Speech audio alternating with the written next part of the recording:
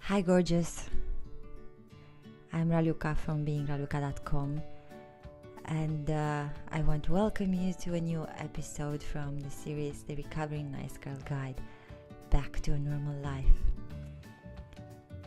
Before getting into the subject of today's video, which is why is it so hard for a nice girl to accept criticism and how to do it, I want to remind you that beneath all your so-called faults and issues, emotional issues, mental patterns, whether you're a nice girl, nice guy, or whatever other emotional problems you have,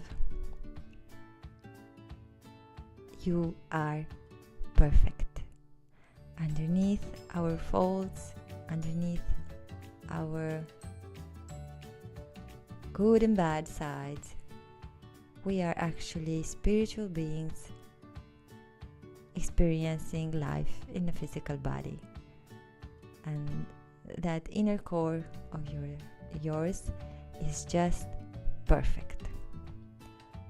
And you, the whole of you, you are perfect just the way you are, in spite of all those things that are now probably making you suffering, or that you wish to be changing at yourself, whether it's physical appearance or your relationships or whatever it is. So just a short heads up and reminder that you are perfect just the way you are, and please, before doing anything else, just love and accept yourself exactly as you are. Okay, that was a short intermezzo, and quick heads up to just remind you. I think we need to be reminded this a lot. Today we talk about criticism and why a nice girl feels threatened when she hears a critic. I will quickly explain you what I think are the three main psychological facts that make a nice girl react as in a fight or flight situation when she hears some criticism, and a tip to how to start slowly overcoming this. So from my experience, I know when I was in my 20s, I was such a nice girl, the sweetest ever, but I was suffering so much. So I was with my boyfriend back then. Every little critic that he would tell me, everything that I perceived as critic, even though it wasn't, whatever, something that I didn't do right. The French fries were too thin or too big or not too cooked as he liked them. Silly, stupid things, doesn't even matter. I couldn't accept them. I could not see them, accept them with a light heart and just say, oh, okay, too bad, sorry for that, I'll do my best the next time. No, I would take it as a life threat, as a critic to my inner being, and I would get into this passive-aggressive mode, defensive behavior, trying to find excuses why the French fries were not perfect, and trying to defend myself as if he had attacked my core being. Of course, this is a really weird behavior, and nobody can put up with this for a long time. So after many years of struggling and banging my head against the walls and books read and therapies and failed relationships, I've discovered, and I've just wanted shortly, briefly tell you what I think are the three main things behind the inability of accepting criticism. Number one is that when you are a nice girl, you don't have a strong self-worth. Actually, it's very low, and everything, your inner core, depends on what other people say. That's why any critic is like really attacking your own inner core. Number two, again, a nice girl, what usually does, she puts her needs last, always helping other people.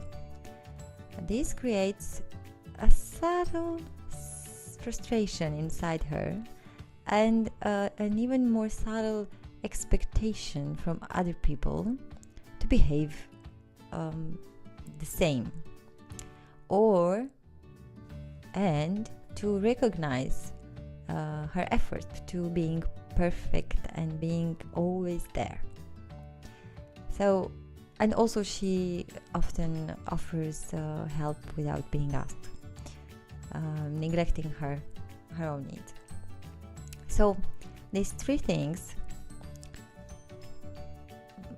having the self-worth dependent upon the words of others, always neglecting her needs, putting the needs of others on the first place, so sacrificing herself, and offering help without being asked, create this expectation, this frustration inside, actually, because of course when you don't attend to your own needs, you start feeling frustrated and don't even know why, if you are so disconnected. And then it creates the expectation that the world owes you something.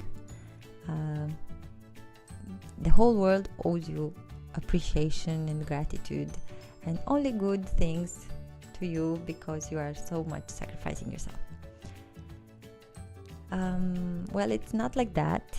Probably you've noticed, and you find yourself sometimes saying, I'm always there for them, and one time, only once, I need someone to help me with this, and nobody will help me. How ungrateful they are. It's like this, actually. If you offer your help without being asked, people will not really reply to you. And also, when you act from this place of please love me, it's a subtle energy that you can perceive from the other side. When a person offers things without being asked, and with the subtle energy of look how beautiful, how good I'm with you, please love me, please appreciate me, you don't really like that help, because you feel that pressure and you feel like it's not given with a light heart. It has some price, some energetical price on it. So often people don't even notice this. They don't know, why do they get frustrated with such a nice person? How can they be so bad? So why don't they feel like helping them back? On a subtler level, their intuition, heart, their higher self, they know all this, they perceive it. But also, if they are not very well connected with themselves, they wouldn't even realize. So it creates a vicious cycle of frustration and so on. So of course, the way out to doing this, just like in my other videos, the magic trick is always to breathe and become aware. Breathing cuts off the mental pattern, the mental chatter, the mental autopilot. And if you take your time to take 1, 2, 3, 10 deep breaths, when you hear that someone criticizing you, and you instantly go into fight or flight mode, you cannot actually reason, you cannot behave normally unless you get out of that fight or flight mode.